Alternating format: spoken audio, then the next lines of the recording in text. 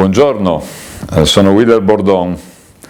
Intanto un saluto a tutti gli amici del blog di Beppe Grillo. Qualcuno di voi forse mi ha conosciuto, sono stato il sottosegretario alla tutela paesistica, ho fatto il ministro dei governi del nostro paese nei lavori pubblici e nell'ambiente. Qualcuno forse si ricorderà la mia iniziativa per evitare che le antenne di Radio Vaticana inquinassero sul suolo italiano. Voglio affrontare, diciamo, quello che probabilmente è un argomento tabù. Ci può essere la democrazia senza i partiti?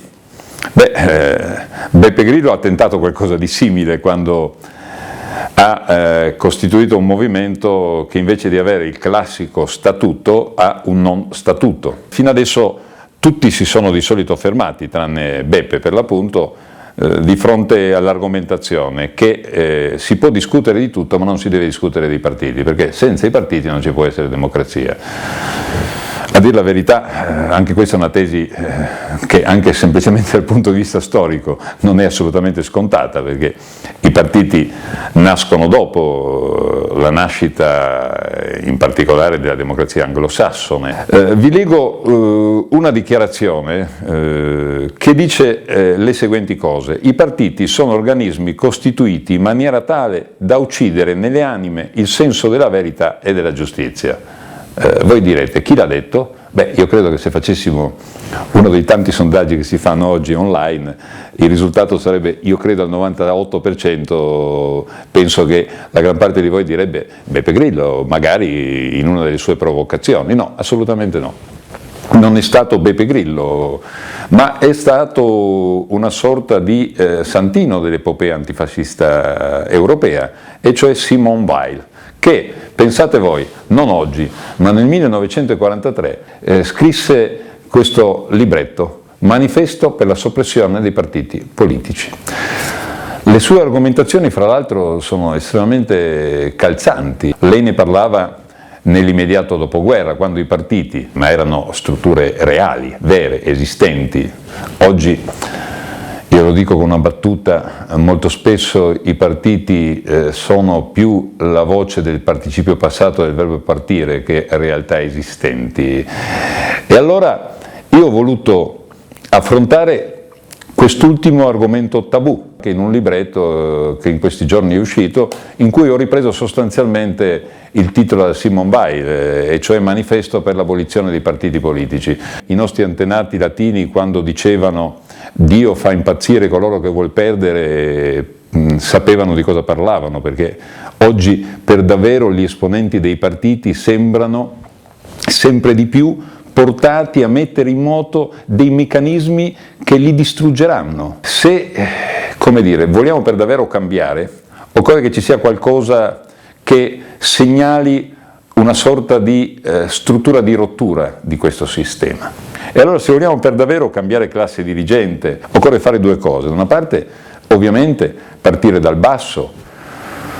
Il Movimento 5 Stelle lo sta facendo, lo sta dimostrando, e tanti cittadini nelle loro realtà comunali lo stanno facendo, e dall'altra parte, secondo me, aiutare questo processo anche con delle disposizioni legislative. Io, per esempio, metterei una norma molto chiara, che tutti coloro che hanno avuto responsabilità nazionale nel Parlamento, nel governo, coloro che sono stati presidenti di province di grandi città o di comuni metropolitani, non dovrebbero potersi ricandidare almeno per i prossimi 10 anni, altrimenti non cambieremo mai nulla. E poi metterei anche un limite d'età. Noi abbiamo ormai la più incredibile gerontocrazia che ci sia nel mondo. Una volta noi citavamo la Cina quando parlavamo di politici eterni ultra settantenni. Ormai in Cina i dirigenti hanno 50-60 anni, c'è già il ricambio per il prossimo gruppo dirigente. Che si metta, come c'è il limite per entrare in Parlamento, che alla Camera di 21 anni, al Senato di 40, si metta anche un limite massimo, e cioè dopo i 70 anni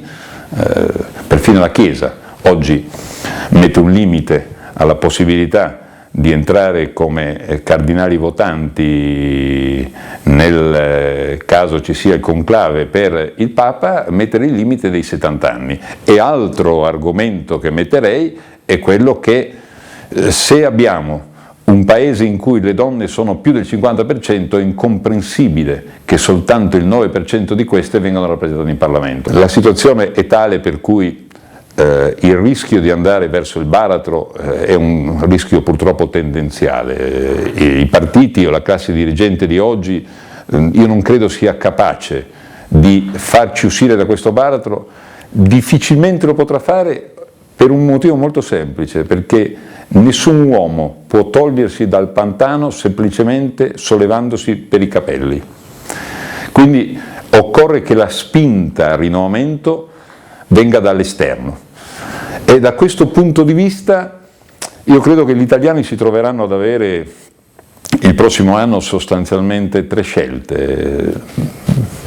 Lo dico, se mi permettete, da un punto di vista perfino tecnico. Ecco, io ho fatto una scelta 4 anni fa, ho scelto di uscire dal Senato dando le dimissioni. L'ho fatto perché avevo compreso che occorreva cambiare, e occorreva cambiare a cominciare da coloro che erano in quel momento nel gruppo dirigente di questo Paese. Mi permetto di dire che il prossimo anno noi ci troveremo di fronte a 3 scelte possibili per gli elettori italiani. La scelta di votare i partiti. Come vedete non ho detto centro-sinistra o centro-destra, ho detto il sistema dei partiti. Certo, ci sono le differenze, ma oggi i partiti sono accomunati dall'essere parte di questa logica. Dall'altra parte, l'altra scelta, l'unica altra scelta alternativa, lo dico anche con il dispiacere delle tante persone per bene che ci sono nel sistema dei partiti, è la scelta del Movimento 5 Stelle di Beppe Grillo, non c'è alcun dubbio. Oppure ce n'è una terza, ed è quella di non partecipare al voto. È una scelta che in questo caso, soprattutto di fronte ad una situazione come quella attuale, può essere pericolosa, ma è una scelta assolutamente lecita in un sistema democratico. Queste sono le 3 scelte possibili, io non ne vedo altre.